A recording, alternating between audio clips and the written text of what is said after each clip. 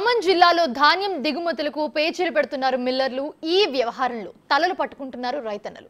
ఖమ్మం జిల్లా వైరా రిజర్వాయర్ ఆయకట్టు కింద వేలాది ఎకరాల్లో రైతులు 1262 వరి రకం సాగు చేశారు. అయితే పంట చేతికొచ్చి కాంటాలు వేసే సమయంలో ధాన్యం లావుగా ఉందంటూ అభ్యంతరం వ్యక్తం చేస్తున్నారు మిల్లర్స్. సన్న రకాల్లో ఇదో రకం అని రైతులు చెప్పినా కూడా ఏమాత్రం పట్టించుకోవడం లేదు. లారీలో ఉన్న ధాన్యం బస్తాలను అన్లోడింగ్ చేసేందుకు నిరాకరిస్తున్నారు.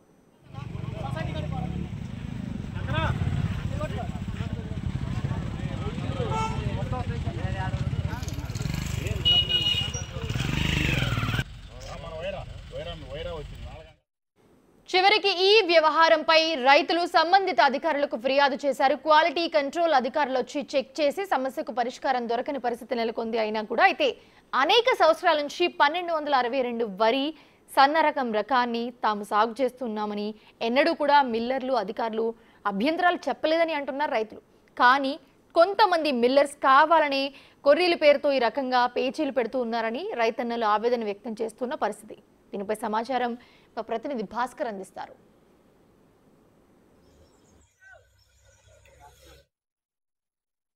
సుమారు వైరా రిజర్వాయర్ కింద 25 ఎకరాల వరకు కూడా రైతులు సన్న ఒడ్లు మొత్తం కూడా సాగు చేస్తున్న నేపథ్యం ఉంది. దానిలో భాగంగానే ఇప్పటికే 1262 రకం చూసుకుంటే కనుక అక్కడ 25 ఎకరాల పైగా రైతులు సాగు చేశారు. అయితే ఆ 25,000 ఎకరాల్లో సాగు చేసిన ధాన్యాన్ని ఇప్పటికే పంట చేసుకొస్తున్న నేపథ్యం ఉంది. మరోవైపున మాత్రం కొన్ని ప్రాంతాల్లో ముందుగా వేసినటువంటి పంటను నూర్పుకోవడం కూడా జరిగింది. ఆ వచ్చినట్టు ధాన్యాన్ని కూడా ఏకంగా ప్రభుత్వం ఏర్పాటు చేసినటువంటి కొనుగోలు సెంటర్, ప్యాడీ పర్చేస్ సెంటర్ కావచ్చు, మరోవైపు సహాయక సంఘాల ద్వారా సేకరించేటువంటి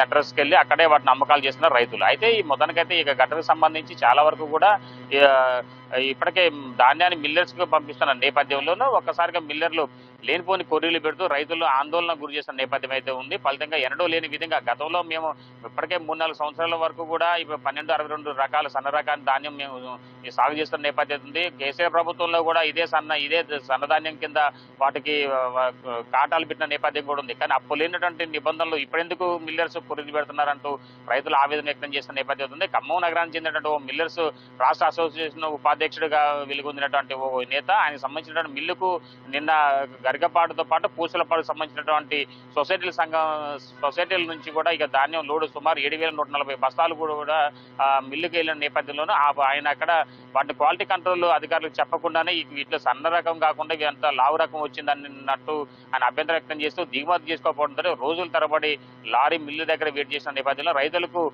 వ్యయభారం కావడంతో సంబంధిత అధికారులకు, సివిల్ సప్లై వాళ్ళకు, మరోవైపున తహసీల్దార్కు, మరోవైపున ప్యాడీ పర్చేస్ సొసైటీ సంఘం అధ్యక్షులకు ఫిర్యాదు చేయడంతో మొత్తానికైతే దీనికి సంబంధించి వాళ్ళంతా కూడా మళ్ళీ క్వాలిటీ కంట్రోల్ అధికారులతో టైఅప్ అయ్యే వాళ్ళతో సమాచారం నుంచి వాళ్ళు ఇచ్చిన రిపోర్టు చూసుకుంటే మాత్రం చాలా వరకు కూడా సన్న రకమై మొత్తం కూడా ఎక్కడ ఎలాంటి దీంట్లో తేడా లేదు. గ్రేడ్ 1 ఉంది, గ్రేడ్ D కింద దీన్ని వాళ్ళు చూస్తున్నారు. కావాల్సి మిల్లర్స్ కొర్రీలు పెడుతున్నారు అంటూ ఆవేదన వ్యక్తం చేసిన నేపథ్యంలో మొత్తానికైతే రైతులకు వాళ్ళు చెప్తున్న వాస్తవాలను కాదన్నట్టుగా ఒక సివిల్ సప్లై క్వాలిటీ కంట్రోల్ అధికారులు కూడా మొత్తానికైతే ధాన్యం చెక్ చేయడం కూడా జరిగింది. చెక్ చేసినటువంటి ధాన్యాన్ని చూస్తే మాత్రం ఏ గ్రేడ్ గా వాటిని గుర్తించడం కూడా జరిగింది. ఫలితంగా మరలా ఒక లోడ్ మాత్రం ఇప్పుడు మిల్లర్స్ కు అప్పచెప్పినటువంటి అధికారులు మరలా ఇంకా కోతలు ముమ్మరంగా కొనసాగుతున్న నేపథ్యం అయితే ఉంది. ఇంకా ఇదే రకం 1262 వరి సన్నాలు మొత్తం ఇంకా మిల్లర్స్ కు వచ్చే అవకాశం ఉన్న నేపథ్యంలోనూ ఇంకా నెక్స్ట్ వాళ్ళకి ఎలాంటి కొర్రీలు పెట్టి వాళ్ళని ఇబ్బందులు పాలు చేస్తారని చెప్పని ఆవేదన పడుతున్న నేపథ్యం అయితే ఉంది. మౌరిషా మొత్తానికి ఏదేమైనా సరే ఈ యొక్క